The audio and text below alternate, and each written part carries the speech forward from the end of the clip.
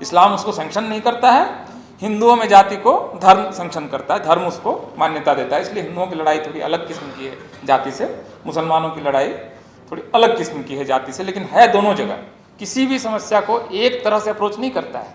ये सारे मुसलमान बीजेपी के खतरे को एक तरह से अप्रोच करें, ये संभव नहीं है। जो इलीट है उसने अपने रास्ते चुन लिए हैं। मतलब सावरकर का हिंदुत्व तो बहुत अलग तरह का हिंदुत्व है, वो वाला हिंदुत्व है जो इस समय देश में शासन कर रहा है। इसको एक आदिवासी को राष्ट्रपति भवन पर बैठाने में भी समस्या नहीं है, वो 26 ओबीसी मिनिस्टर्स बनाने में भी उसको समस्या नहीं है, ओबीसी कमीशन को संवैधानिक दर्जा देने में भी प्रॉब्लम नहीं है। उसको एक दुश्मन चाहिए और उसके खिलाफ उसको एक ब्रॉड यूनिटी बनानी है। जो विराट हिंदू होगा वो राज करेगा और उसका जो मुकाबला है वो मुख्य रूप से मुसलमानों से और थोड़े बहुत क्रिश्चियन से होगा। जो उनकी हिंदुत्व वाली किताब है इसको आप लोग देख सकते हैं। इस बार की जो बहस है ये भारतीय गणराज्य के प्रधानमंत्री ने शुरू की है। ऐसा नहीं है कि पसमानदा की बहस कोई उन्होंने बीजेपी या आरएसएस से आई है। ये बहस बुनियादी तौर पर पसमानदा के अंदर से आई है और ये सवाल बहुत सारे और मोरल और पॉलिटिकल स्पेक्ट्रम से आते हैं, लेकिन इस बार वाली बहस तो वहाँ से आई है। इसलिए दो तरह से इस पूरे मामले को मेरे ख्याल से अप्रोच करना चाहिए, क्योंकि भारतीय राजनीति का एक बहुत महत्वपूर्ण सवाल है पसमानदा का सवाल, और ये भारतीय राजनीति की दिशा को भी निर्धारित कर सकता है। ये कहते हुए मैं जिस ओर आपका ध्यान आकृष्ट करना चाहता हूँ ये कि इस समय की जो पॉलिटिक्स है, इस समय की जो राजनीति है, उसकी जो सेंट्रल थीम है वो हिंदू मुस्लिम बाइनरी है। और यहीं पर खड़ा होकर एक पॉलिटिकल पार्टी या एक विचार इस समय देश की सत्ता में है। जो बुनियादी तौर पर जो आइडिया है वो सावरकर का आइडिया है कि जो विराट हिंदू होगा वो राज करेगा और उसका जो मुकाबला है वो मुख्य रूप से मुसलमानों से और थोड़े बहुत क्रिश्चियन से होगा। जो उनकी हिंदुत्व वाली किताब है इसको आप लोग देख सकते हैं। उसी थॉट का विस्तार है इस समय की बीजेपी आरएसएस जो इस समय देश पर राज कर रही है। तो जो सेंट्रल थीम है अगर इस समय देश में जो पॉलिटिक्स है, पॉलिटी है, उसका हिंदू मुस्लिम बाइनरी का प्रश्न, हिंदू मुस्लिम द्वैत का प्रश्न, हिंदू और मुस्लिम के बीच के फिशर्स और उसके बीच के कॉन्ट्रडिक्शंस को का इस्तेमाल करके एक पार्टी इस समय जब देश में शासन कर रही है और बाकी दूसरे सवालों को किनारे की हुई है, उस समय उस पार्टी के शिखर पर बैठा हुआ व्यक्ति जब ये कहता है कि इस पर पसमानदा के सवालों को हम उठाएंगे, तो फिर बहुत सारे सवाल खड़े होते हैं कि आखिर इरादा क्या है, चाहते क्या हो। आपने ये वाली पॉलिटिक्स तो की नहीं थी। अभी तक तो आपकी पॉलिटिक्स थी कि जो जिनकी मातृभूमि पितृभूमि सब कुछ भारत है, जिनके धर्म का केंद्र भारत से ओरिजिन जिन धर्मों का भारत से हुआ है, जिनकी ये पुण्य भूमि भी है, वो भारतीय या हिंदू हैं, वो विराट हिंदू हैं। उसके बीच के आपसी कॉन्ट्रडिक्शंस को हम धीरे धीरे कम करेंगे।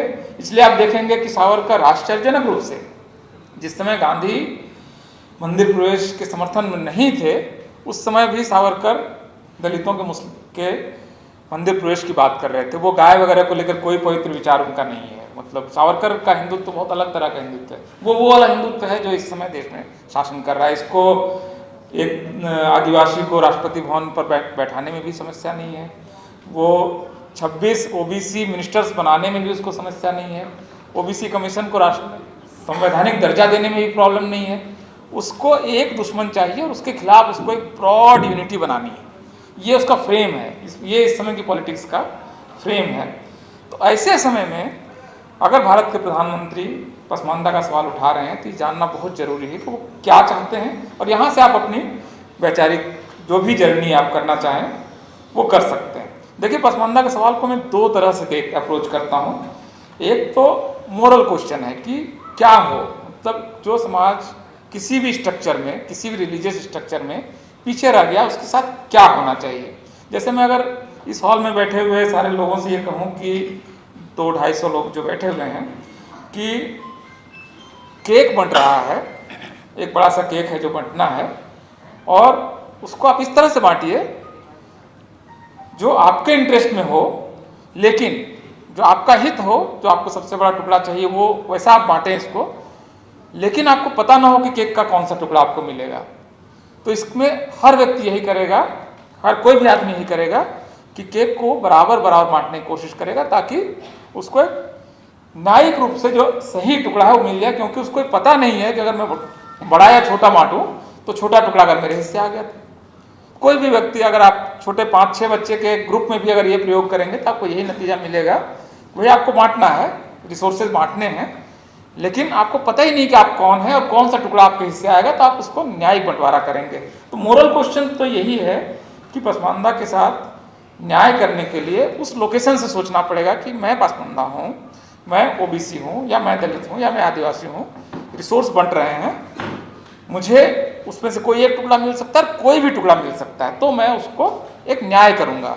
तो मोरल तरीके से तो मुझे लगता है कि जो इस डॉक्यूमेंट में आया है, जो प्रश्न उठाए गए हैं, मैं उनसे पूरी तरह से सहमत हूँ। और इसको मैं इसलिए सही मानता हूँ क्योंकि मोरली वो सही क्वेश्चन है। जैसे कि एससी के अंदर मुसलमानों की कुछ जातियों को शामिल करना एक मोरली सही क्वेश्चन है। उनके नौकरी का जो सवाल है उसमें प्राथमिकता का सवाल है, बिल्कुल मोरल क्वेश्चन है। बैंक लोन में उनको हिस्सा मिलना चाहिए, बिल्कुल मोरल और सही न्यायिक क्वेश्चन है। ये सारा कुछ होना चाहिए। ये तो आपका न्याय प्रिय व्यक्ति के लिए इस मामले में सोचने के लिए कोई दूसरा रास्ता नहीं है कि पसमानदा को आज तक जो मिला है वो पर्याप्त नहीं है और इससे ज़्यादा मिलना चाहिए। यहाँ पर आपको मोरल को लेवल पर, नैतिक लेवल पर आपको कोई दुविधा किसी को नहीं होगी अगर वो व्यक्ति एक मोरल व्यक्ति है तो। लेकिन इसके साथ एक और दूसरा लेयर है, और वो लेयर पॉलिटिक्स का है।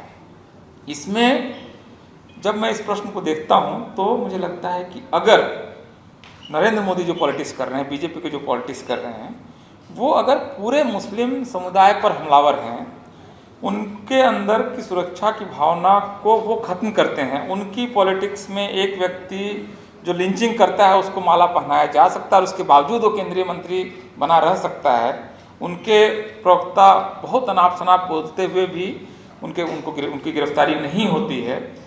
ऐसे समय में क्या एक समाज के अंदर के आपसी न्याय के प्रश्न को उठाया जा सकता है? इसलिए मुझे लगता है कि नरेंद्र मोदी इस मामले में गंभीर नहीं है। अगर वो पसमानदा के सवालों को चाहते हैं कि न्याय हो, जो कि उनको चाहना चाहिए, भारत में एक ही प्रधानमंत्री होगा ना, अगर मैं उनसे नाराज भी हूँ, वोट नहीं भी दिया हूँ, तो एक ही प्रधानमंत्री है, न्याय तो उन्हीं को करना चाहिए, हम उन्हीं की तरफ देखेंगे, डिमांड उन्हीं से उठेगी। तो ऐसे समय में अगर वो चाहते हैं कि पसमानदा के सवाल उठें, तो इसकी एक बुनियादी शर्त, शुरुआत, पहला स्टेप, आप इस असुरक्षा के माहौल को, इस सांप्रदायिक तनाव के माहौल को, और खास करके आपके प्रवक्ता, आपका प्रशासन चुन चुन कर अगर बुलडोजर चलाएगा तो आपको हम मानेंगे कि आप दरअसल झूठ बोल रहे हैं। पसमानदा सवाल पर आपको न्याय नहीं करना।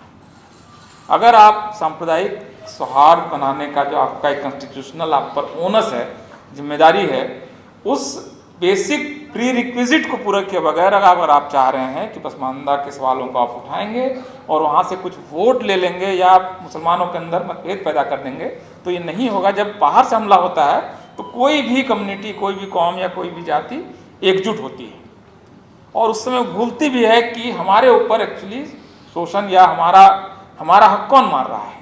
ये सवाल तब उठता है। ये शांति काल के प्रश्न है, ये शांति काल के प्रश्न हैं। और अगर प्रधानमंत्री सचमुच चाहते हैं कि पसमानदा के साथ न्याय हो, जो कि उनको चाहना चाहिए, तो उनको शुरुआती तौर पर एक घोषणा करनी चाहिए, या वो पार्टी के अंदर करें, वो आरएसएस के जरिए करें, किसी भी तरह से करें, कि हम बहुत मुसलमानों को आपको एक्स्ट्रा कुछ देने वगैरह की जरूरत नहीं है, आप उसको एक समभाव रखें, बस इतना काफ़ी है कि तो ठीक है, अगर आप बुलडोजर चला रहे हैं सब पे चलाइए ना। फिर अगर आप एक मुस्लिम युवक को एक बयान या एक ट्वीट के लिए 2 साल जेल रखना चाहते हैं तो आप सबको रखिए। अगर यही न्याय है तो न्याय कीजिए, एक्स्ट्रा कुछ डिमांड नहीं है।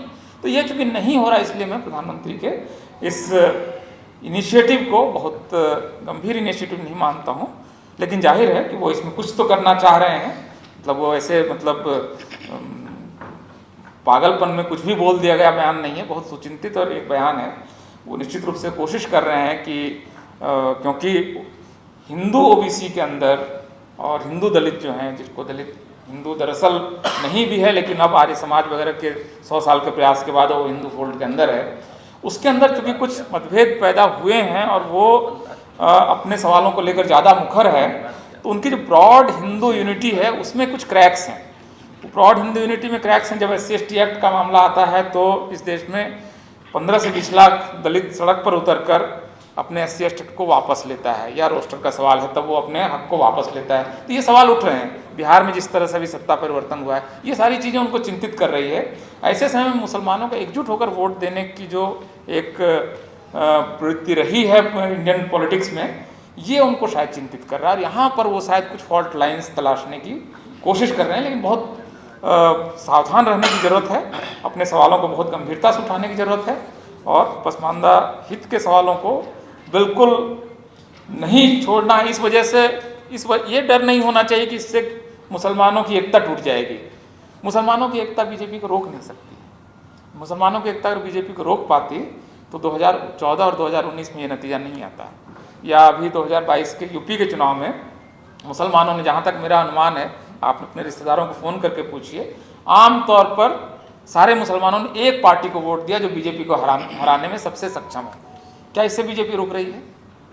क्या ये मॉडल चल पाएगा? मतलब ये सवाल उठाना कि पसमानदा के सवालों को उठाएंगे तो मुसलमान बंट जाएंगे और बीजेपी आ जाएगी, तो बीजेपी आ चुकी है, आपकी एकजुट होने के बावजूद आ चुकी है। आपका एकजुट होना बीजेपी को नहीं रोक सकता है।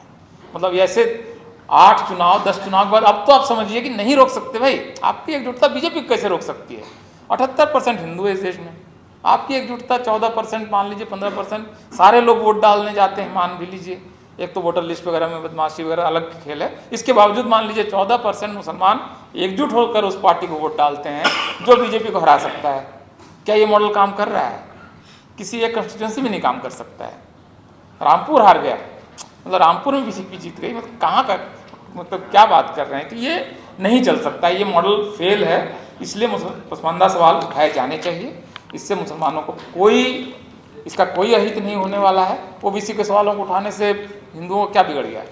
तो धर्म के अंदर आपसी जो अंतर्विरोध हैं, ये सवाल उठाए जाने चाहिए और बहुत अलग अलग तरह से अप्रोच कर रहे हैं। इस समय मैं बताऊं, सांप्रदायिक तनाव का माहौल है ना। मैं ऐसे एक व्यक्ति को जानता हूं जो बहुत बड़े पद पर हैं, और जब पहली लिंचिंग वगैरह शुरू हुई तो मेरी मतलब मॉर्निंग वॉक वगैरह टाइप की दोस्ती है, तो उन्होंने कहा कि मैं अपने बेटे को बॉस्टन भेज दूँगा। अब आप समझ रहे हैं, जो आप जो अलग अलग सोशल और इकोनॉमिक लेयर्स हैं, वो एक ही खतरे को बहुत अलग तरीके से अप्रोच करता है। उन्होंने अपने बच्चे को बॉस्टन भेज दिया, अमेरिका भेज दिया कि यहाँ पर लिंचिंग वगैरह माहौल ठीक नहीं लग रहा है। अब ये इस तरह से, तो इसलिए कोई समाज किसी भी समस्या को एक तरह से अप्रोच नहीं करता है। ये सारे मुसलमान बीजेपी के खतरे को एक तरह से अप्रोच करें, ये संभव नहीं है। जो इलीट है उसने अपने रास्ते चुन लिए हैं, तो बाकी जो नॉन इलीट्स हैं वो भी अपने ढंग से चीज़ों का अप्रोच करें उसको। और एक बात बहुत अंत में मैं संक्षेप में ही उसको अब समेटना चाहूँगा, कई सारे वक्ता हैं, कि अपने सवालों को उठाने में कतई कोताही नहीं बरतें। इससे मुस्लिम समाज बिल्कुल नहीं बटेगा और इस्लाम में नहीं होगा, लेकिन भारतीय मुसलमानों में, दक्षिण एशिया के मुसलमानों में तो जाती है। और इसके आधार पर अब कुछ किसी को शक है तो मुसलमानों के शादी के कॉलम्स देख लीजिए, कौन अपनी सब, ये कोई छिपी हुई बात नहीं। ये पूरी बहस ही बहुत नकली किस्म की बहस है कि मुसलमानों में जाति नहीं। ये तो मेरे ख्याल से इसका कोई खास मतलब मेरे ख्याल से अब इसका जवाब देने की भी ज़रूरत नहीं है। ये सेटल्ड कुछ, मतलब सोशियोलॉजी में कुछ चीज़ें सेटल्ड होती, मान लिया गया है कि ठीक है, एम्पिरिकली ये है कि अलग वो भेद हैं। इस्लाम उसको सैंक्शन नहीं करता है, हिंदुओं में जाति को धर्म सैंक्शन करता है, धर्म उसको मान्यता देता है। इसलिए हिंदुओं की लड़ाई थोड़ी अलग किस्म की है जाति से, मुसलमानों की लड़ाई थोड़ी अलग किस्म की है जाति से, लेकिन है दोनों जगह। तो इसलिए इन सवालों को उठाने में कोई दिक्कत नहीं है। ये बिल्कुल मुसलमान विरोधी कदम नहीं है। अगर आप पसमानदा के सवालों को उठाते हैं, न्याय का कदम है, मोरल आपका स्टैंड है, बिल्कुल नैतिक कदम है। मैं इस इशू पर आपके बिल्कुल साथ हूँ। हालांकि व्यक्ति के तौर पर हम लोगों की इतनी क्षमता है, मुझे ऐसा कुछ मतलब बहुत बड़ा कुछ समर्थन से कुछ हो जाएगा ऐसा नहीं है, लेकिन इस समय के बाकी जो डेमोक्रेटिक आंदोलन है, सवाल है, उनके साथ पसमानदा को उसी तरह से एकजुट होना चाहिए जिससे बाकी समाज एकजुट है।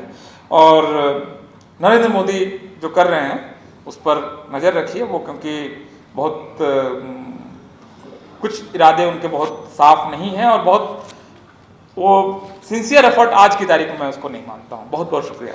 नेशनल दस्तक की आपसे गुजारिश है कि अगर इसको बचाना चाहते हैं तो नेशनल दस्तक को सब्सक्राइब करने के लिए रेड कलर के सब्सक्राइब बटन को दबाएं, फिर बेल आइकन की घंटी दबाएं। नेशनल दस्तक को बचाने के लिए बहुत ज़रूरी है कि हर खबर को शेयर करें, लाइक करें, कमेंट जरूर करें।